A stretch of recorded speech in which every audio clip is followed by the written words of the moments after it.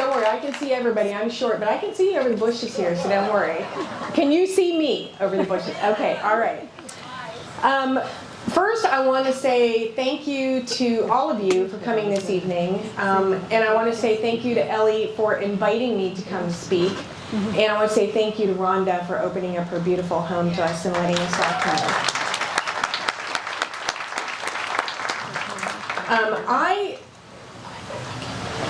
I was trying to think of, I have so many things to tell you, and we don't have enough time. So I put together something that kind of tells the story of, how we got here and then what to do about it. I have a number of bills here, legislation, that I need to inform you of. Okay, some of them you may know about, some of them you may not. But I covered several different areas because it really defines the entire environment that exists in California. This year, our budget was $262 billion. That's how much your state is spending. Okay, $262 billion. When I talk to legislators from other states, their jaws drop when they hear that number. I mean, they can't even imagine. The state this year had a $76 billion surplus. And I know you're probably thinking, how is it possible that we have a surplus when they keep wanting to raise taxes and they keep raising fees and everything else, right? We also got $27 billion in federal money.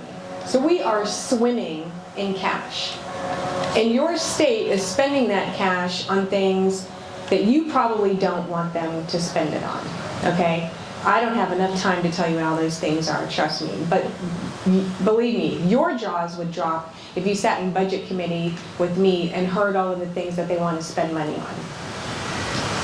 I'm going to start, though, just to tee this up for you with one of the biggest costs, and that's medical. Your state legislature has decided that not only do they want universal health care, they really, really, really want that, but they're starting now with giving free health care to everyone in the state, regardless of immigration status. Okay, so they have three different bills. One would give free health care to everyone up to the age of 26. Another bill would give free health care to everyone up to the age 50. And another one would give free health care to everybody 65 and over. So basically it's from birth to death that you're going to pay for. Now, not all of these bills have gotten through. I just want you to be aware because health care is a huge cost. We do not have enough healthcare professionals, as you all probably know if you've tried to see a specialist or see a doctor. There aren't enough to go around. Now, when you add more people into it, you know what happens. You're going to be waiting, like my friends in Canada who wait 6 months for an MRI for something that needs attention right now. So from 2010 to 2020, California lost 6.1 million people. Where did they all go? Yeah, 6.1, that's right. They went to Texas, they went to Arizona, they went to Nebraska, they went to Utah, Florida. 6.1 million people, okay? The average price of a home in California right now, as of the latest estimate, is $758,999. That is a almost 24% increase in a year. So the middle income worker in California is never going to own a home here. Your kids, your grandkids who are just starting off, they're not going to be able to afford a home at these prices, and it's not getting any better. So they will be part of the next 6.1 million who move out of state because their choices are live at home with mom and dad forever, God forbid, or, trying to, I have 5 kids, so you can understand where I'm coming from, okay? I love them, but I want them to get out eventually, okay? And then tie into the high cost of housing in California, and then you have the gas tax, which you all remember we tried to repeal. And then they had the funny business of yes means no and no means yes. And the gas tax increased again on July 1st. I don't know if you're aware of that, but it went up again.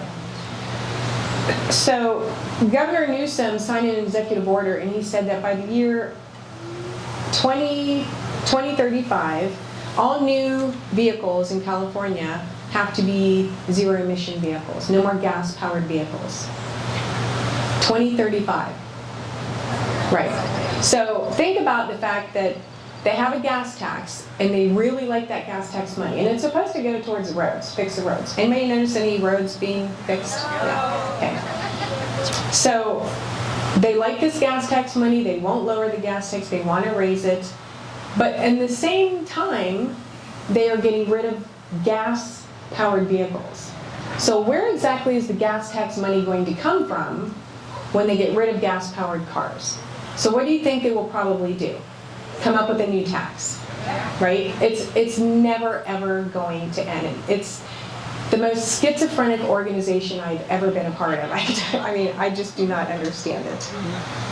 Okay, then add to that, Governor Newsom said by the year 2045, all of our electricity is going to be renewable. In a state of 40 million people, you're laughing, I know, because it is funny. 40 million people, we're going to have all alternative energy. So unless he's figured out a way to make the sun shine 24 hours a day and make the wind blow 24 hours a day, I'm not exactly sure how we're going to do that. So, you know, there's a flex alert for today. I don't know if anybody saw that. Yeah, so we're having these issues now. So what happens when everything is electric? Your cars, I mean, they had a bill to get rid of, they don't want gas-powered stoves in your homes anymore. So if everything is on the electrical grid, how in the world are you going to supply the electricity? And I will tell you how they've been doing it so far.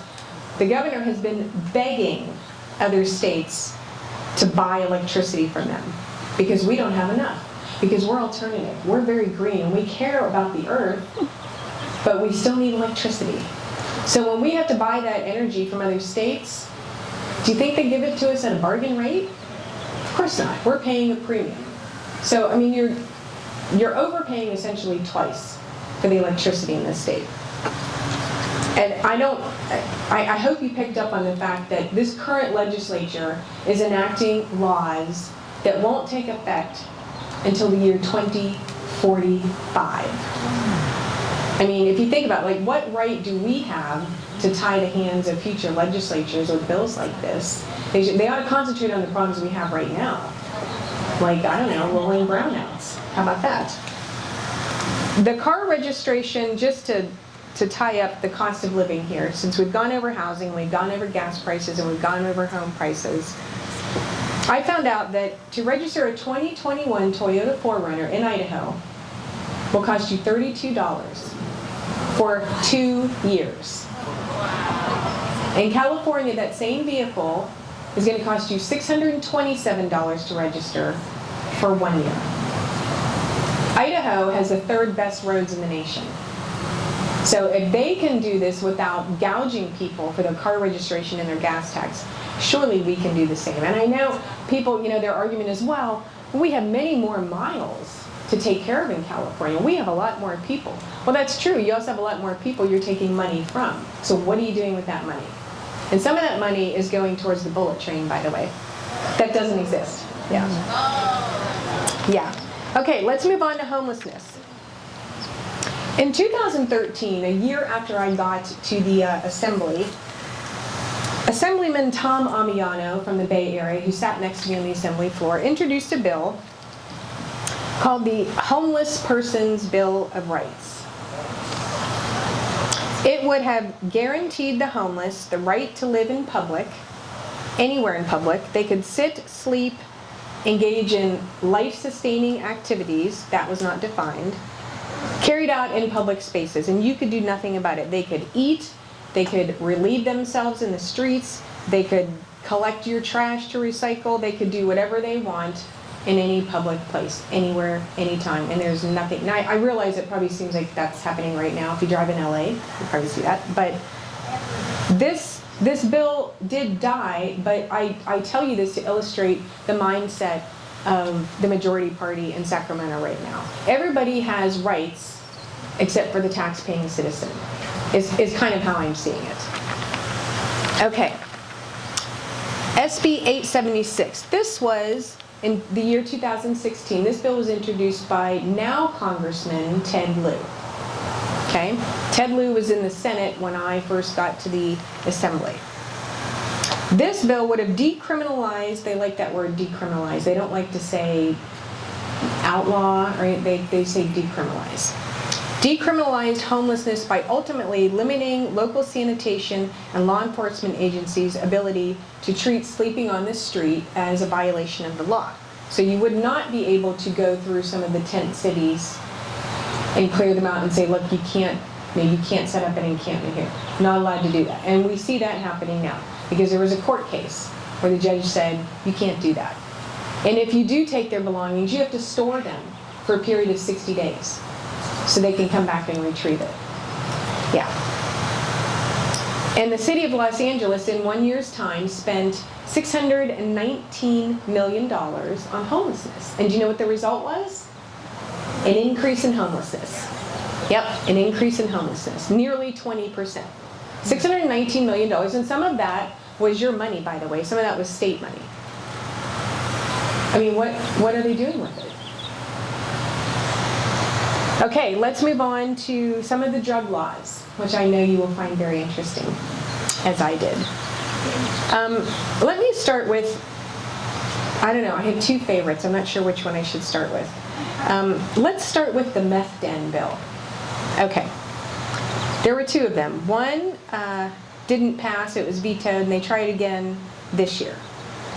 This bill would allow Los Angeles, San Francisco, and Oakland to open up a, what are they calling it? A overdose prevention facility, I think is the actual term they're using. It's a meth den. It is a place where if you are a drug user, it's a facility, it's a building. You go in and you use your drugs, and then you have a couch to pass out on or a chair to pass out on. There are medical professionals there to tend to your needs. And then when you're done, you can wander out into the streets and go do as you please. And you can come back as many times as you'd like. No questions asked, no requirement to get any type of treatment. Because that was my question. I said, the premise is, well, we don't want people to overdose. Okay, so if you don't want people to overdose, probably the best course of action would be to get them to stop using drugs, right? Well, that requires treatment. It's not a nice talking to for an hour. This requires treatment. They said, no treatment. We can't force them to get treatment. So these are government-sanctioned drug dens that your tax dollars are paying for. Not paying for treatment, you're paying to give them a comfortable place to do their drugs, which are ultimately going to kill them, by the way. I mean, people who use hardcore drugs like that, eventually they die from the use, either from overdosing or for complications from using those drugs. So the state is enabling and actually prolonging, I think, their condition. That bill is pending, by the way, so it's not dead yet. The other one, my favorite this year, is SB 519 by Senator Weiner from San Francisco. Why does everybody laugh when I say that? Every time I say that, people laugh. This bill would make legal the possession of and sharing of mushrooms, LSD, a whole bunch of other hallucinogenics, and ketamine. Ketamine is one of the top 3 date rape drugs that are used. And this bill would make it legal to have that. A date rape drug. He presented this bill as though it was to help veterans. Yeah, and as a veteran myself, I was furious when I heard this. My husband is a veteran. Where is my husband? Where did he go? Where did he go? Oh, there he is. My husband, also a veteran. Nico, stand up so I can see you. Wave. Yay. We met in the Navy, actually. He's a commander. Go Navy, that's right. This Senator Weiner said he figured out, somebody probably sent him the information, I know how he figured it out. He found out that ketamine is being used experimentally to treat very severe PTSD. PTSD that hasn't responded to any other type of treatment. So it's a last resort. It's experimental. It hasn't been approved by the FDA, but they've seen a little bit of success. So they're going through the process to see if maybe it might be something that could work for them. But when they give veterans this ketamine, it's in a clinical setting. It's in a doctor's office. It's given to them through an IV or through a nasal spray. That has to be done in a doctor's office where they can monitor the person, right? This bill is making it legal for recreational use. And my question was, a doctor isn't going to say to someone who has severe PTSD, here's a handful of date rape drugs, off you go, good luck. It's going to be something in a clinical setting. So is it for veterans, or is it just for the purposes of partying? If it's for recreational use, it's for the purposes of partying, right? That bill has not died yet, just so you know. However, because I put the word out about the ketamine part, I suspect his office got a lot of phone calls and a lot of emails because he removed ketamine from the bill. So that's a good thing. That's a win. That's a win. I mean, I'm not super excited about the fact that he's making mushrooms and LSD and all that other stuff legal, but, one step at a time. Okay, now, let's move on to some other crime bills. And trust me, I do have a course of action for you, so this is not going to be all bad news, all right? AB 1597 gives people who are incarcerated even more early release credits because, we don't have enough already. They're clearing out the jails as we speak. They had, I think it was 76,000 inmates they were releasing early. This is a bill that, again, and every year we see these bills, they have more, if you take some class on basket weaving or something like that, you get credit for that, and that means you get X number of days taken off your sentence. The problem with a lot of these bills, though, is it affects people that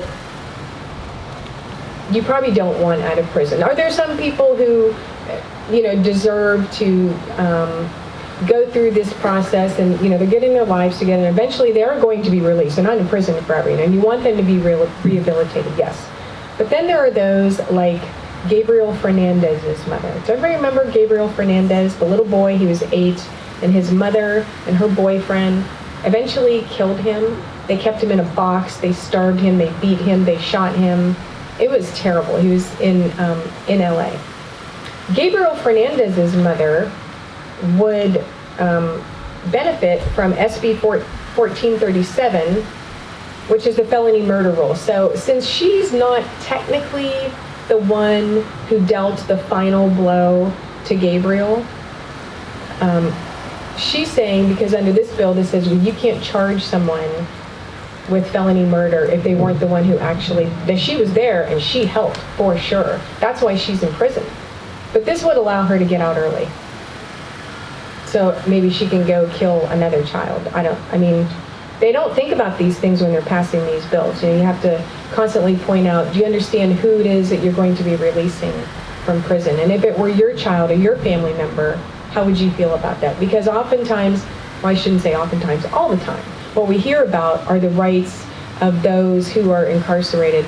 Never do they talk about the rights of the victims. Ever, ever, ever. And that stays with you forever. Talk to some of the parents who've lost a child from some of these horrible crimes that have been committed, and sometimes they never recover. Their lives are ruined. SB 145 is another Senator Wiener bill. This bill would make it okay for a adult who is not more than 10 years older than a minor to have sexual relations with that child. So it could be a 25-year-old and a 15-year-old child. They would not have to register as a sex offender, none of that. Yeah. Senator Wiener says that it unfairly, the law as it currently stands, unfairly targets the LGBT community. That was the premise behind this bill. And my question was, are you telling me, it's the stigma that community is trying to begin away from for years, right? Because they're saying we are not all child molesters, but you're categorizing us as that. But then you have a bill like this that kind of suggests that that's what that community wants, which I'm pretty sure they don't. But this bill would make it okay for a 25-year-old man to be with a 15-year-old boy. And then, of course, we move on to Prop 57, which the voters passed, sadly. And that was the one that reduced sentences. And also why we have now the situation where you can steal $949.99 worth of merchandise, and all you get is a ticket. And I don't know if anybody's seen the news recently, but there's about 10 cities across the country where retail organized crime is really bad. Sacramento is one of them, Los Angeles is one of them, Oakland is one of them, San Francisco is one of them, where you have basically these crime rings who are hitting all of these stores. I mean, you see the videos and there's nothing you can do. You have to give them a ticket and say, please come back to court. Okay. We will move on to law enforcement since we're done with crime now. And as you know, there has been a push to defund the police across this country. And California has not escaped this push. We had a bill, last year, it was Shirley Weber's bill, who is now the Secretary of State, by the way. I missed it. Her bill essentially said in a situation where you have a law enforcement officer who's going after someone who's committed a crime, perhaps there's a gun involved, that law enforcement officer, before using deadly force, before drawing his or her weapon, has to do 90 million things before they draw that weapon. To the extent of, you have to be able to prove that you repositioned yourself. Let's say you're in a parking lot and your police car is there and you're behind it. You have to be able to prove that, well, if you were behind it at the front of the car, did you reposition yourself to the back of the vehicle where it might be more safe? There's a whole list of things that they would have to prove in order to not be charged themselves, a law enforcement officer. So imagine if you're a cop out there and you're trying to not get killed and you're thinking in your head, gosh, did I check all the boxes so that I don't get brought up in charges and I don't end up in prison? Yeah, that's what your legislature's doing. Don't you wish you could go up there with me? And then, of course, we have the bill, I'll skip that one. We had a bill, Senator Gibson had, to, when they're transporting juvenile offenders, let's say they're taking them from this facility to that facility, whether it's, maybe they have to go get medical treatment, maybe they're going to another facility, and they're in a van, And keep in mind that when you say juvenile, I think sometimes people have this image in their head that, it's just some, wayward kids who maybe were truants too many times. That's not the case, okay? The bill said that when you're transporting these juvenile offenders, you can't restrain them in any way. You can't restrain them in any way. So you're going to put them all in the back of a van, unrestrained, and just hope that nobody gets out of hand? Does that sound safe to you? Doesn't sound safe to me. These are the again, because this is about the rights of those who are incarcerated, not about rights of the victims. We also had a bill to require department stores or any type of retail store that sells clothing for children, you would no longer be allowed to have the girls section and the boys section. Yeah, because that's not PC. We don't do that anymore. So as a mom of 5 kids, and keep in mind all of my kids, when my oldest was 7, that's when I gave birth to my 5th child. So I had a lot of little people hanging on my legs, And when I went to the store to get them clothes, I wanted to get in and get out as quickly as possible. And the last thing I would want to be doing is searching the store for the girl clothes and the boy clothes. But no, this bill says you got to mix it all. You can't discriminate. You can't separate it. That's what your government thinks is important, that's what they should be mandating. Just running every aspect of your life. And that's just kind of the tip of the iceberg. I mean, today I was in a committee hearing, and there was a bill that, let me back up, and you probably aren't aware of this, but current law says that a minor can go get medical services or mental health services, and they don't have to tell their parents, nor does the doctor have to tell. In fact, they're not allowed to tell the parents unless, if the kid says, please don't tell my parents, they're not allowed to tell you. This bill went further and said, if they use insurance, so they've got your insurance card, just like my kids have my insurance card, they could go get mental health services, and the insurance company's not allowed to send you a statement about the services that were rendered. They're not even allowed to send you a statement saying, we charge you for mysterious services and here's how much it costs, not even tell you what it was. Nothing. You are locked out. That means they could get abortion care. That means they could get gender reaffirming care. That means they could go, let's say your child is, having some sort of mental issue, okay? Well, how do you help your child if you don't know? And kids, teenagers don't want to talk to their parents, right? You remember. That doesn't mean that the parent shouldn't be given the opportunity, though, to try to help their child. This locks you completely out. The state is now the parent. So that's where we are in California. I think people assume it's hyperbole when I say that your rights are every day being stripped away, but it's not. I mean, these are just some of the examples. And in fact, when that bill was being heard, we had a lot of parents calling in opposition, grandmas, moms, you name it, calling in. And they were saying, I'm a grandma, I'm a mom, I'm an aunt, sister, whatever. And when we got done with all the public testimony from the opponents, one of the Democrat members of the Senate lifted her microphone and said, after listening to the comments from all the opposition to this bill, I think that these are the exact people who probably need these services the most, because clearly they're not open enough for their children to come to them if they have some sort of problem. Yeah, I was dumbfounded. There's a lack of respect for individual rights in this state. There's a lack of respect for your ability, just as a human being, to manage your own life, your own finances, your own family. And they want to do it for you. And they prove that every single day. And I will tell you, because people ask me all the time, what's it like up there? Is it, do people get along? No. No. I mean, when I first got to the assembly, I got elected in 2000.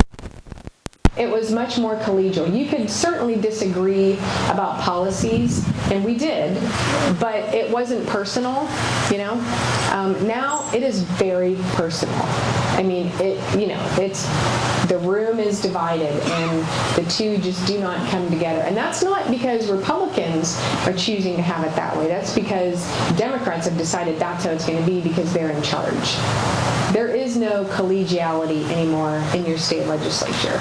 And, they're running the show. I mean, they have the majority in both houses, and they're going to do what they want. And the problem is they're getting more and more progressive. So the people in the middle, the few we have left on the Democrat side who are moderates, are getting really squeezed out because there's a push on the left. You have to be more and more progressive, and if you're not, they're going to replace you with someone who wants universal health care, who wants to defund the police and all those things. And so then what happens is the moderates go, well, I don't really want to get tossed out of office, so I guess I better toe the line. And then you start to see them voting for these things that they would have never voted for in the past, whereas Republicans and moderate Democrats used to align and be able to stop a lot of bills. It's becoming harder and harder to do that. And I do have an answer for you, though, okay? I wanted to make sure I didn't come here with just bad news, but I also like to keep it real with people, and I want to be honest with you about what's taking place in this state. I could come here and give you some, lofty speech and make you think that everything's okay, but it is not. And the only way it's going to get better is if people understand what's taking place and get good and mad about it, and then start to take action, which I believe is the point of this gathering this evening. Okay?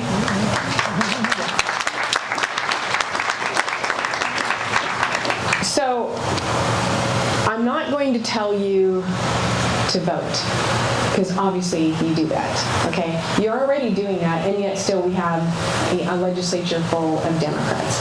What I think we need to do is be a little smarter about how we're voting. When you're considering somebody who's running for office, don't base it on ideology, base it on their competency, which sometimes is hard to do if you've got somebody who's never held office before or is young, but look at their competency. Don't,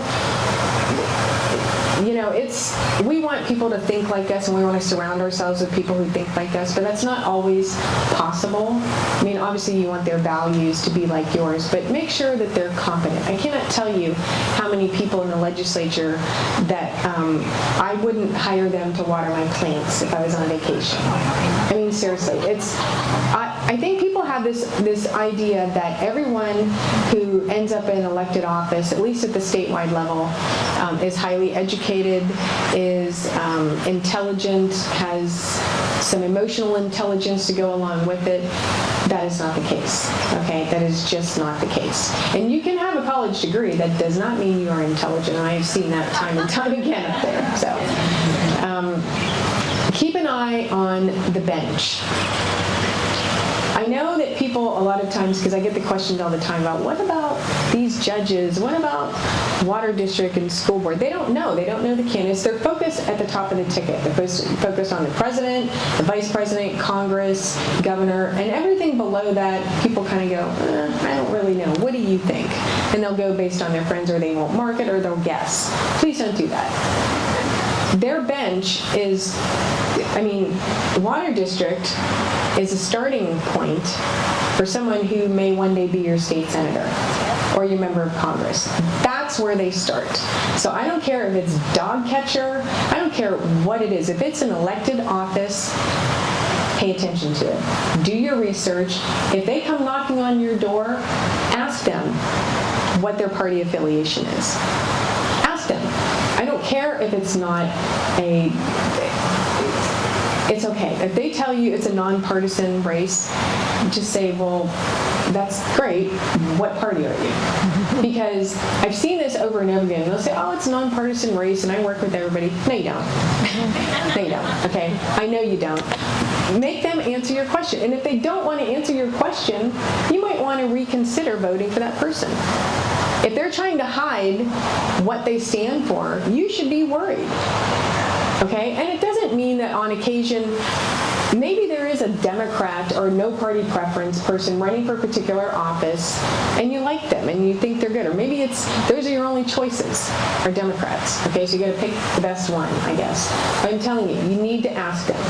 Every single elected office, ask them. If you don't know who some of these people are, try to do a little research. Ask your friends. Or contact the candidate and ask them your questions. Do not let them hide from you, because that's how this starts. Believe me, I see the water district people and school board people, and they're just waiting. That's kind of the holding pattern for them until they see that a seat is available, and then they all jump. And that's how we end up with what we have in Sacramento. We have to be able to appeal more to moderates, and I am a staunch conservative. We have to be able to appeal to moderates, and we have to be able to appeal to the younger voters, okay? We cannot, it's not, things aren't the same as they were when we were in school. Much as we might like it to be, it's not, and we have to recognize that. That doesn't mean we sacrifice our values, but it does mean we need to think about, when we're talking about some of these issues, how we're phrasing it. Because I will tell you that, my kids, I have 3 right now still at home in high school. And these younger generations, they don't look at things like immigration the same way we do. They don't look at the social issues the same way we do. They just don't. And we're not, you could talk to you blue in the face. They're not going to come to your way of thinking. It's not they don't care about it. It's that they care about it in a different way. So keep that in mind. We're not going to be able to appeal to that generation if we continue doing it the way we're doing it. Okay? What they do care about is their money. So talk about that all day long, okay? They do. They care about their money. They care about their ability to be able to be independent and live on their own. And the only way you do that is with money. So that's when you talk about how much money the state is charging you for this or for that, for your gas, for your electricity, for your water. I mean, why do we pay so much for water? Well, because the state refuses to build water storage. We could solve a lot of problems if we had some desal plants, if we stopped sending out so much water out into the ocean, there's a million things. But ultimately, it's going to cost some money. So talk about those things. That's what they care about.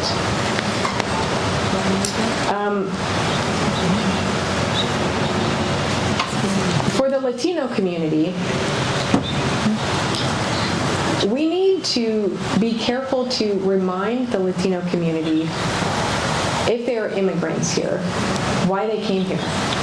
What was it about this country that made them want to come here? And what was it about their home country that made them want to leave? And draw the parallel for them in California to show them that this is becoming what they left behind. Because they don't want that. They want a better life for their kids. They don't want their kids to struggle.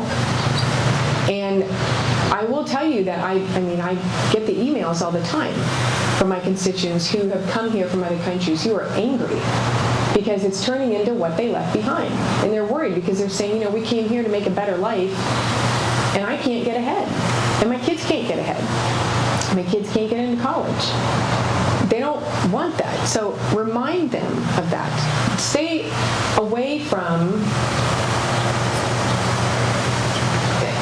immigration law that's at a federal level that, let Congress deal with that. I'm not saying you don't care about what I'm saying is if you want to appeal to someone, you have to find common ground. You can disagree all day long about immigration policy and all that, but you're not going to change their minds on that. But you may change their mind when you start talking about how it affects their wallet and their ability to get ahead and their ability to enter the middle class, which is dying in California. So it's not about turning your back on your own values and what you believe in. That's not what I'm suggesting. I'm just saying find the common ground and talk about that. That's how you win people to your side. If you've got two people standing in front of you and one person is always agreeing with you and the other person is always arguing and disagreeing with you, who do you want to spend your time with? Right? You're the person who's always disagreeing. You're like, okay, see you later. You want to be around people you think you have something in common with. So just try that. And for God's sakes, please let the Democrats talk about their platform all day long, okay? Encourage them to talk about it whenever they can. That helps us, okay? We get angry. I know I get angry. As soon as I hear some of this crazy talk about defunding the police and, you want to shut them down. Don't shut. You can point out the flaws in it for sure, but let them talk all the time. Make sure people know what they're saying because people are starting to wake up to what this actually means in their lives. And if we shut them down, we're only hurting ourselves. Let them talk. Give them a platform. Okay? And finally, keep in check the lunatics that exist on both sides of the aisle. Okay? Please. Both sides have it. People who just say things or believe things that are, I don't know where they come up with this stuff, but keep them in check, okay? I don't like to publicly criticize fellow Republicans, but I will take one aside and say, zip it, because what you're saying is outrageous, and you're not helping. I will publicly blast Democrats all day long. But that's my job, right? That's my job. But if you've got people that you're friends with, you associate with, who are just putting some really crazy stuff out there, please try to keep it in check, because that doesn't, because what happens every time somebody on our side of the aisle says something even remotely not mainstream. What happens? The media attacks and blows it out of proportion. Their side can light a child on fire in front of the world, and they would go, well, it wasn't that bad. I mean, that's the reality. It's not fair, but that's the reality. So it doesn't help us, though, if we are kind of turning a blind eye to some of the things a few people on our side are doing. So, and we get more respect by doing that, frankly. And, we don't have to spend the whole day looking for that, but when it happens, when you see it, I think we need to call it out. That is about all of the advice that I can give you, because I get that question all the time. What do we do? How do we do this? And I can't just keep telling people, make sure you vote, because every group I talk to, I know that they vote. But there are some things we can do to kind of change the dynamic, and it's not going to be overnight, and it's not going to happen in a year. This is long ball here, okay? This is going to take some serious effort. But I think enough independent voters, and frankly some Democrat voters too, are fed up.